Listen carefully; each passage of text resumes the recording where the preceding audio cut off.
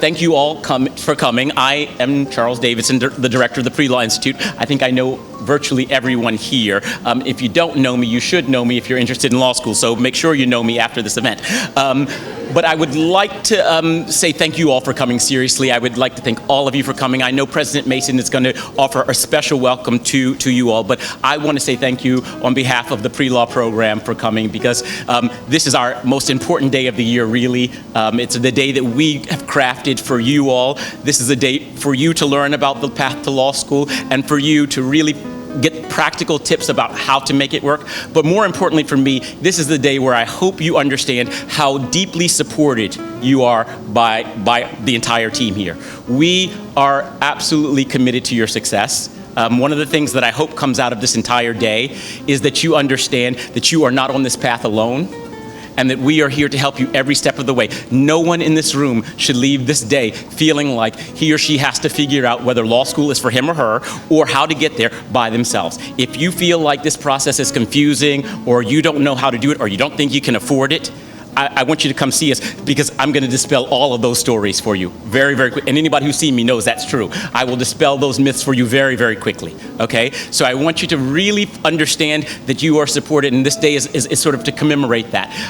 With that in mind, I want to just say a few thank yous to people who made this happen, because as you can imagine, this is a huge undertaking, and it requires a lot of people to make this work. So I just want to say, first of all, thank you to President Mason for who has come and who has brought a whole new energy to the John Jay community and especially to our pre-law community. And I want to extend a special thanks to her. I want to extend a special thanks to the pre-law team, without whom none of this could happen. Miss Broccoli and Muriel Wilson, I think they deserve an enormous round of applause. Extraordinary. I think Dean Byrne, who just walked in, deserves a special thank you. She is I'm calling her out. Yeah, she is a tireless and unwavering supporter. But she's we have a wonderful thing here, because she's not only a supporter of the Pre-Law Institute, but she, along with President Mason, they are tireless supporters of you. These are a team that really care about your success. We understand, I think, in a very fundamental way, and something that maybe you aren't clear on, but we really are. And we really have the belief that every one of you, every person in this room, the potential for excellence is there, right? You are already excellent in lots of ways, and I want you to know that with under the proper conditions and with the proper support, anything you want to do is absolutely doable. And I think that the thing I love about doing pre-law work is that it brings up every neurosis you ever had. Am I good enough? Am I smart enough? Am I great? Look, the law students are all shaking their head like, yes, am I good enough? And I want to answer all those questions for you right off the bat. You are. And we are here just to remind you of that. So without any further ado, I'm going to ask President Mason to come up to introduce our keynote speaker for the day, Ms. Shirlethia Franklin. Thank you, guys.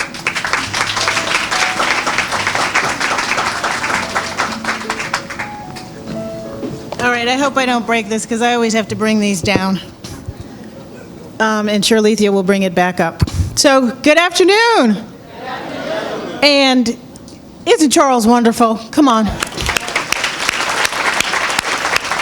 So, and his wonderful team, one of whom is filming, and so she won't stand up. But can you guys stand up, the rest of the Pre-Law Institute team? Come on, stand up. Come on, everybody.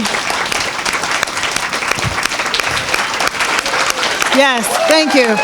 Thank you. So here's the saving grace. They're recording this. You're not just live streaming, you're recording, right? So we can get it, so you can relax and enjoy the afternoon. So I'm going to take this out, because this is standing right in my face. So good afternoon. So Charles, in case you don't know, you can't say no to him. But even more than that, his energy is infectious. And when he said that we are here to support you, he meant that. And he is your best advocate, your biggest champion. So when he talked to me months ago about Law Day, and finding a speaker, I don't know what he thought he was going to get. I'm going to embarrass him a little bit now. I know he didn't want me, seriously, because what he wants is somebody who's going to energize and excite you all, and so that you can see yourselves in this person and see what you can be and what you can do. So, And what Charles said about all of you have already excelled, and I'm so proud of you all. I brag about you every day, and we've got, talking about ideas, I run like 120 miles an hour, and I have a memory that doesn't forget things, and so I say things, and I'm running and moving on things, and then I forget that other people can't, that don't run at the same pace. But this team, they run right with me. And they're right on it. And so we have got ideas about pipelines to graduate programs, pipelines to law school, pathways to, because once, okay, come on in, Broderick. You can't sneak in. So Broderick is my law school classmate. Actually, he's going to tell you I graduated ahead of him, that I'm older. But Broderick, I want to give a special shout out to him. I was going to do it later. But Broderick and his daughter Asia, who's here, who's a freshman, I get Broderick to come here because I say you can see Asia. But Broderick was the cabinet secretary for President Obama. Yeah. But here's why he's special today. He's teaching at Michigan Law School and the Michigan School of Public Policy, and I told him he had to come here today to meet our fabulous upcoming law students so that he could get you all into Michigan Law School and convince you all to bleed the other blue. I bleed Carolina blue, even though I went to Michigan. He bleeds Michigan blue, and so there's no other school to him but Michigan, but we know there are lots of other law schools. So I'm going to go back to introducing our speaker, but I've got to say one thing. This program today, we had the wonderful opportunity, one of our honorees is here this morning, of having the Malcolm King, the 28th annual Malcolm King breakfast. Actually, 2 awardees are here. Can you stand up, 2 of our scholarship recipients from the Malcolm King Awards this morning? Yeah.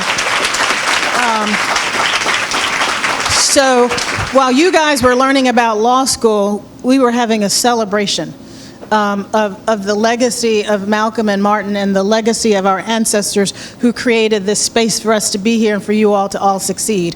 But when I looked at the program, I thought, oh, Malcolm King breakfast or coming to some of the seminars you have. What they have worked out for you all today is special. And I wish I'd had this opportunity before I went to law school. And the support that you all have around you who are planning to go to law school, notice I said planning, not thinking about, planning to go to law school, these resources are not to be taken for granted. I had none of this. And you all are getting such a leg up to be able to excel when you get to law school because of what's happening here at John Jay. And I guarantee you that we're going to raise some more money and create some more partnerships so that we can make it even better than it already is, and it's already fabulous. Now, back to our speaker.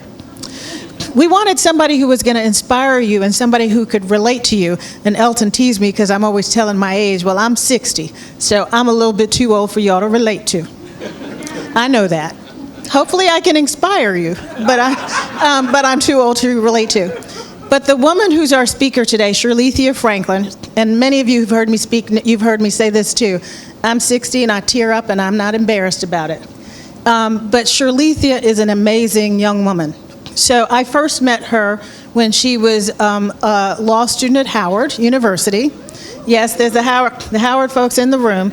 But she and I came from the same law firm. She was started as an associate at Alston & Bird in Atlanta, Georgia, but she came from Howard as a summer clerk. And this woman was like the bomb. So we barely overlapped the first time around, my first time, because I left the firm to go work for the Obama administration as Shirlethia was coming in. But all I could hear, I stayed in touch with my friends. They're like, this Shirlethia Franklin is something. This Shirlethia Franklin is something else. You've got to meet this woman. And then, you going to tell your story about where you came from? Okay, so she grew up in Shaw, Mississippi. It's about less than 2,000 people, and rose to be a White House fellow. She went to Tougaloo College, a small HBCU in Mississippi, and then to Howard Law School, then came to clerked for a judge in Bettine, and then came to Alston & Bird. But there's another piece that she had to wrestle with. Her first year at the firm, she was diagnosed with cancer. But today she's cancer-free, thank God.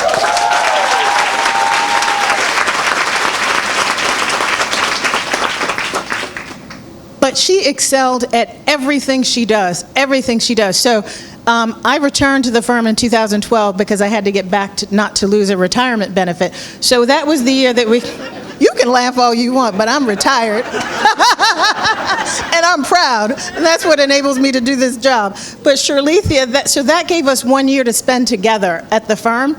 And so I remember her coming to my office and saying, I'm applying to be a White House fellow. And I told her then, I said, you got it. You got it. Because she doesn't like me to say this, but she's when I say she's special, it's because of her spirit. And she's not special because she came from Shaw, Mississippi and rose to the White House, because all of y'all are special in that way. There's just something special about her spirit that I think that you'll get and you'll see when you hear her today. But I knew she was going to get that White House fellowship. And I have to tell a little story on. So she's always getting advice from everybody. And somebody read her stuff, and we were supposed to be going to this women's retreat, which was my farewell to the firm and all. And she was like, I can't go because this guy told me my stuff was all wrong. And I was like, I don't care who he is, but you need to stop having other people's voices in your head and stay true to who you are. And I'm telling you all that for a reason. We give you advice, we give you a path to follow, but you have got to tap into your inner voice and follow where your spirit tells you to go. Because we can't live your life for you. We try. Don't we, Charles? Elton and Dar. We try to live it for you. We try to live through you. And your successes, we just love to see you successful.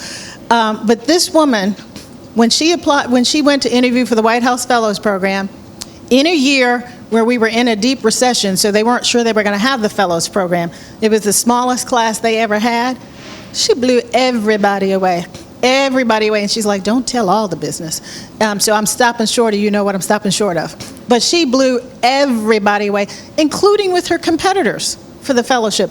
They were all saying, can you just recommend me to be in the class too? Because we know you're going to be there. Can you recommend me to be next after you? But she engenders her spirit is such that people who are competing against her don't feel as if they're in a competition. They feel embraced by her. So with that, somebody who, are you guys ready to be inspired? And you need to promise me that when you hear her, that you can see what you can do. You going to do that? You going to see your possibilities? Okay, so with that, Shirlethia Franklin. Oh no, I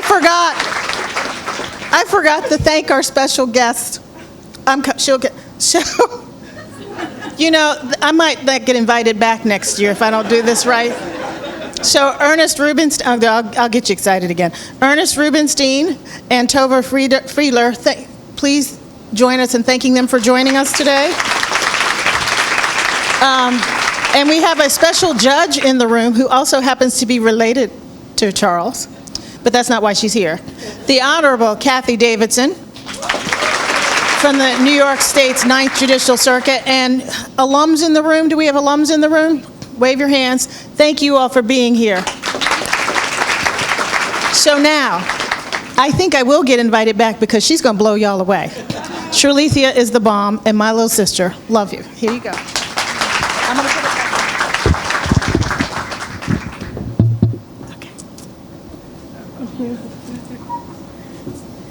So the first lesson is to never let someone who knows you introduce you, because they will certainly embarrass you.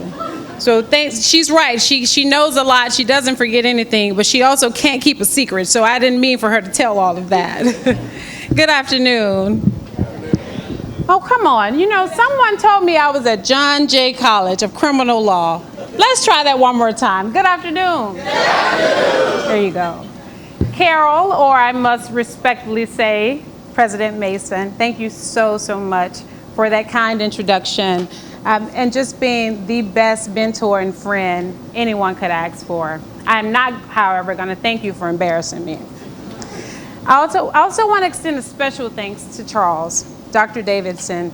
Your spirit, Carol talked about spirit. You've been so incredibly gracious and kind and patient, because I know I was a little late getting you my bio, throughout this entire process. So thank you so much. And thank you for your leadership of the Pre-Law Institute and encouraging all of the students.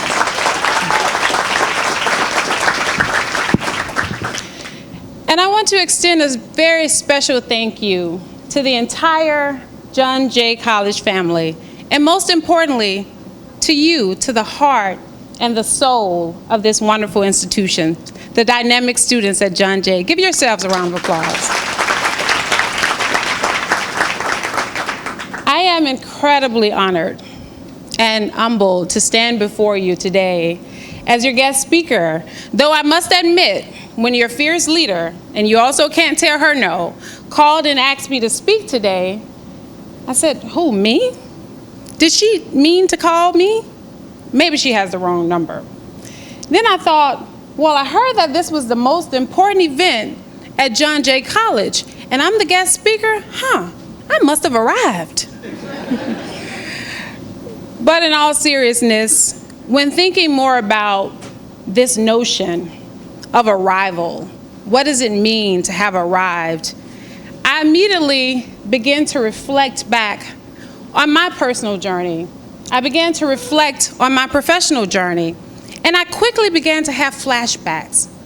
Flashbacks of a little lanky country girl from a very, very small town in the rural South, deep down in the Mississippi Delta. By show of hands, how many of you all have ever been to Mississippi? Great. So the Mississippi Delta is the birthplace of the blues. Memphis may try to claim it, but it's the Mississippi Delta. It's the home of B.B. King. How many of you have heard of B.B. King? And it's also a producer of the most amazing fried catfish in the entire world. So you have to come. But I had flashbacks of this little country girl from a little white house on 505 Scott Street in Shaw, Mississippi, a small town with a very big welcome. Flashbacks of the little girl who once thought New York was only in a fairy tale and something I saw on television. But I must say that Shaw got its first traffic light a few years ago, so we're basically New York now. But during those flashbacks, I thought about that little girl. I thought about her long journey, her often seemingly impossible journey along the way, and I thought about who and not what she has become today. I then had an intimate conversation with that little girl, my younger self. Yes, I talked to myself. And I immediately explained the journey itself is so much more important than the arrival. It is so much more important than the destination. And even still, can one ever fully arrive? As long as you're living on this earth, you are constantly traveling along your journey. You're still going. There's always so much to see, so much more to do, so many more moments to seize. And there's so much that is yet to be revealed. So much that is yet to be revealed. And I reminded her that when you look back at your departure, the starting point of your journey in Shaw, Mississippi, and you see how far you've come, you can take pride in the fact that you've made it this far. And you should proudly declare, I am here. I am here. So when I got the call from Carol, I answered it, and I accepted the invitation from her because I, in fact, have made it this far, and I am here. But more importantly, I accepted her invitation because I know that if I can make it this far along the journey called life, I am beyond confident that each and every one of you in this room can, will, and must make it even farther. Now, I started talking about a journey. So let's talk a little bit about the journey. And as we travel back in time, I want to take you through my personal journey, but I want to share that journey in the context of 3 most valuable lessons that I learned along the way, other than letting someone who knows you introduce you. Lessons that taught me who I am. Lessons that taught me who, what, and why I want to be, and lessons that taught me how to get there. The first lesson I learned along this journey, which was not always an easy one to master, is be confident in your own individual path. Be confident in your own individual path. As Carol and I both said, my path began in a small town in the Mississippi Delta, a town located in one of the most impoverished, one of the most deprived regions in the entire United States of America. A town in which I was raised by an incredibly strong single mother, in a household led by an amazing grandmother with 12 to 14 of us in there as well, so you learn to share. But a grandmother who was the light of my life and is to this day my greatest inspiration. And despite the poverty, despite the scarce resources, despite the tough circumstances surrounding my path, it was a path that was uniquely designed for me. A path uniquely designed for me, and one that I was meant to walk. One that I was meant to walk with dignity. One that I was meant to walk with confidence and with pride, not shy away from it, embrace it and walk it. But many of us along our journey, we often have a tendency to look to the left, to look to the right at other people's paths. And we start to question our own path. We start to feel inadequate in some way about our own path. We begin to think we're too far behind. We're moving too slowly. Our paths are not as easy as everyone else. Our paths are not as straight as everyone else. Or some of us may think we're on the wrong road altogether. We're just on the wrong road. But we start to take inventory of our friends. We start to look at all of those who are curating their lives on social media and compare ourselves and our paths to those people. And I will note they are curating their lives so that you can question and feel inadequate about your own path. And then we become disenchanted with our own path because our paths may not include streets that are paved with gold. They may not include shiny objects along the way. And they definitely may not include access roads that lead to important people, important places, and important things. But you must embrace the fact that your path is your path. And what you have been equipped with is more than enough to carry you through. You must never underestimate the value of you, simply being you. Never underestimate the beauty in your uniqueness, your character, your authenticity, your individuality, the richness in your diverse backgrounds, your diverse experiences, the strength in your gifts, the strength in your talents and your abilities. You must be assured that as you sit in this room today, you are already equipped with more than enough to travel along your own path. You innately have everything you need inside of you. Now, of course, I want you to get the mentoring and the counseling and the guidance from Charles and his team. But aside from that, you innately have everything you need inside of you to continue along your path. Yes, you. Each and every one of you. Now, I cannot and I will not pretend that the journey will always be smooth or that following your own path will be without its obstacles and challenges, because it won't. In fact, just as soon as you're riding along, you will inevitably stumble across speed bumps called fear.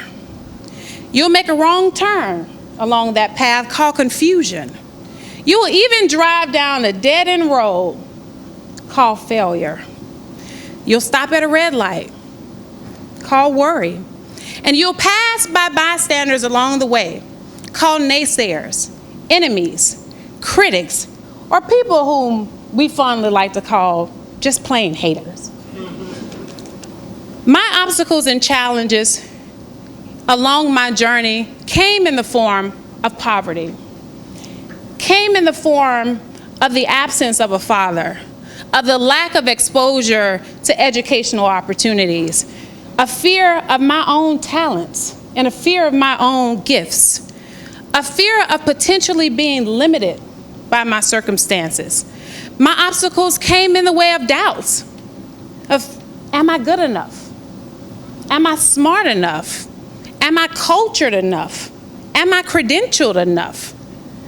Confusion of uncertainty caused by having a mass in the center of my chest the size of a grapefruit and hearing at the age of 28, you have cancer. The obstacles came in the way of many naysayers along the way who made uninformed judgments about who I was, my capabilities, and my potential, judgments based solely on who they thought I was because of my upbringing, and not knowing who I am, and not knowing who or what I may be called to become. But I'm here as a living testament and walking proof that for every speed bump, for every wrong turn, for every dead end, for every red light, every negative bystander along your way, you're gonna keep cruising. And you're ultimately gonna cruise down an interstate called courage. You're gonna cruise down an interstate called faith. You're gonna make a right turn called hope and confidence. And you're gonna pass by many green lights, despite that red light. Many green lights called strength. Green lights called determination. Green lights called patience and optimism and positivity. And you will pick up passengers along the way. Let's drop the naysayers off. Let's drop the haters off. And let's pick up the passengers we need along our journey. They're called friends, family, love, support, professors, mentors. They are here to give you all the guidance and the support that you need. And if you remember to carry all these companions and traits along with you during your journey, I guarantee you, your engine will keep going. And you will get farther than even you can imagine as you sit here in this room today. So remember, lesson 1, pop quiz. Lesson 1, be confident in your own individual path. What's lesson 1? And the second lesson that I learned is your dream is never too big. Your dream is never too big. That little girl that I talked about earlier, my younger self, decided at a very young age that she was determined to rise above and not be limited by her circumstances. That little girl who, at just 4.5 years old, made it clear in front of a large crowd as she was speaking at her Head Start graduation that she had a destiny and a purpose to fulfill. Growing up in the Mississippi Delta, I did not know many, if any, lawyers, but I became fascinated with television portrayals of Claire Huxtable from The Cosby Show and Ben Matlock from The Matlock Show. Now, I know you all are way too young to know who Matlock is. I feel like I am even too young to know who Matlock is. But I can promise you that he was the baddest criminal defense lawyer on television at one point. But I was often told by adults that I would become a lawyer because I talk too much. And I asked the question, why, to every single statement. And I was always driven by the belief that I was destined to become a lawyer because I needed to help people like me. I needed to help people in my community, the most underprivileged, the most underserved, and the most vulnerable. I felt destined to do that. And though the dream of becoming a lawyer may have seemed a bit far-fetched at the age of 5, I was determined to press the gas pedal and to continue moving forward along that path through the encouragement of my grandmother, my mother, family, teachers, mentors, and others. I never once thought that my dream was too big. And in fact, I knew that it may not have been big enough.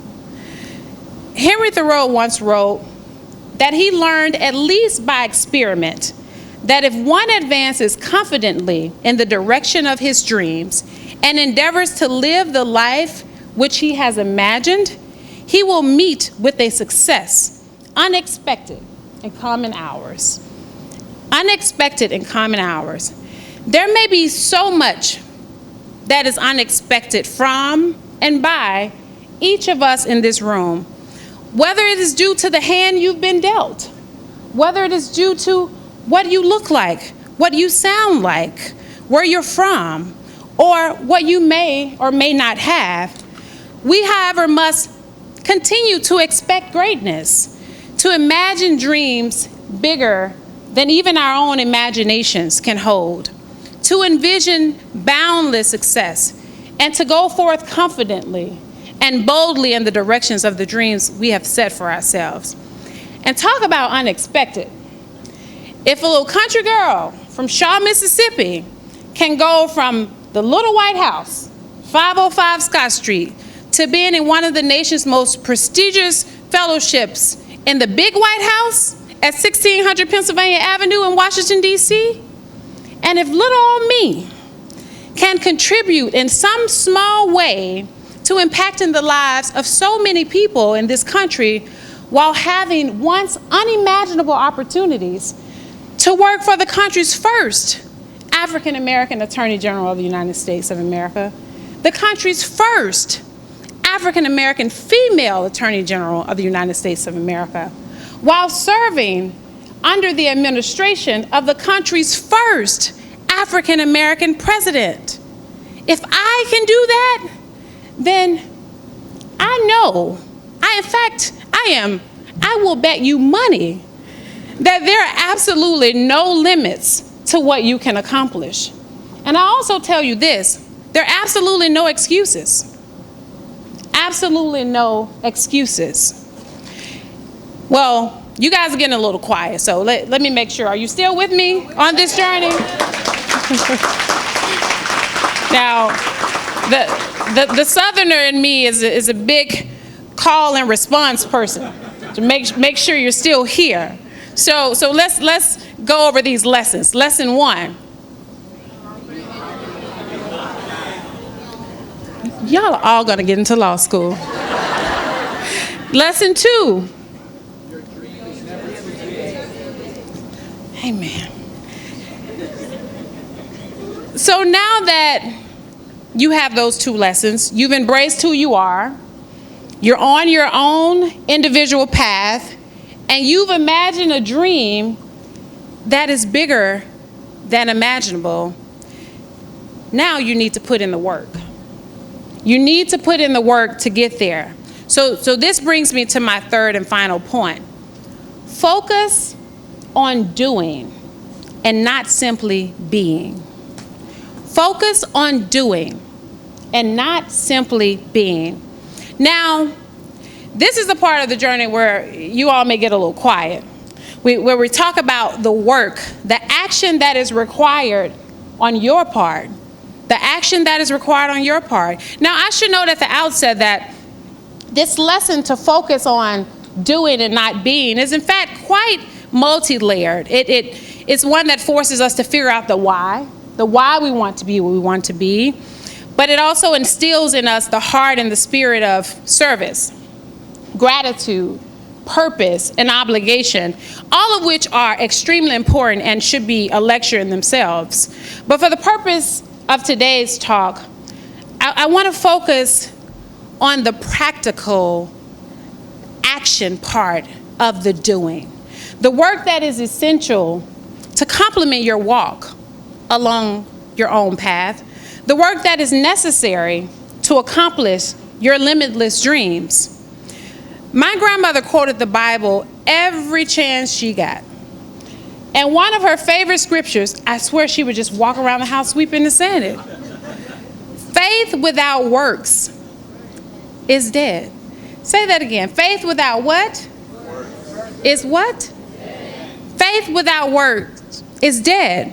So that simply means you must put in the time. You must put in the work that's required. You can never underestimate the power of hard work and the sheer grit fueled by a strong work ethic. For me, that meant constantly striving to do more than that was asked of me, constantly striving to do more than was expected. It meant studying the extra hour to get the high grades because I knew that those high grades would increase my chance for law school. It meant frequently seeking feedback from professors and from mentors because I knew their feedback would help me grow and become better. It meant taking the LSAT twice. One, because I needed to, and two, because I knew I wanted to get the best score that I possibly could.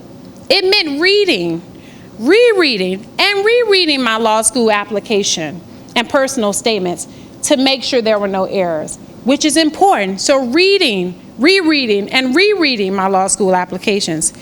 It meant working twice as hard as law school as I did in college. You all think John Jay is hard. Just wait. Just you wait, as Hamilton says. Because I knew how it would help me.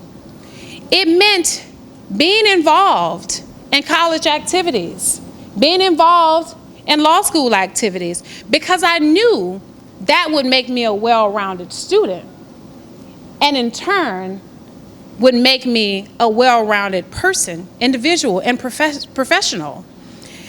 And now, today, it means constantly aiming to be the best version of myself.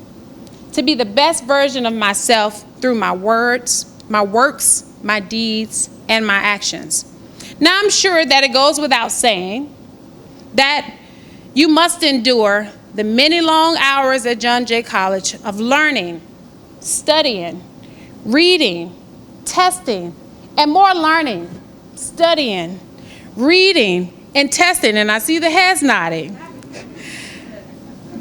But trust me again, that learning, reading, testing, studying will be magnified in law school. So you must always be ready. You must be prepared and over-prepared and more prepared. And while you're doing that, also get involved. Don't think about it. Just do it. Go ahead and join that club. Run for president of that organization. Be like Steve and run for vice president of the Student Government Association. Start a new service organization. Become politically involved because God knows we need it now. And get others involved. But I can tell you that you can be fully assured as to who you are. You can be as sure of who you are and love yourself so much that no one else can tell you that you don't love yourself. And you can have the biggest dream known to man. But without the action, without the work, without the doing, we will certainly, almost guaranteed to fall short of the being. So, and I can also tell you, behind all the folks that you admire as being successful, the professors, the lawyers, the athletes, the celebrities, the YouTube sensations, the Instagram stars, what you don't see is what they're doing. You don't see what they're doing, the hard work they're putting in behind the scenes to actually be able to be. Day after day, minute after minute, hour after hour, you don't see what they're putting in to be the image that you see. So as you continue your journey at John Jay and embark upon your path in law school and any other profession you may ultimately choose, remember, embrace your own path first. Trust your own journey. Dream the imaginable dreams and focus on doing the work that it takes and that will keep you moving further along that journey. One of the greatest presidents in the history of this country, Barack Hussein Obama, famously exclaimed, "If you're walking down the right path and you're willing to keep walking, eventually you'll make some progress." So keep walking, keep moving, keep striving, keep doing. Eventually, the wheels will keep turning, and you will be well on your way to the destination that you have deemed as success. Your journey is truly just beginning. There is so much more you can do. There's so much more you will do. There's so much more you must do. There's so much more I am requiring you to do. And if you're as obsessed with Hamilton as I am, you will know that there's a million things you haven't done. Just you wait. Just you wait. Thank you. On behalf of John Jay, we'd like to present Shirlethia Franklin with this small token. I hope that every one of you in this room took every word to heart.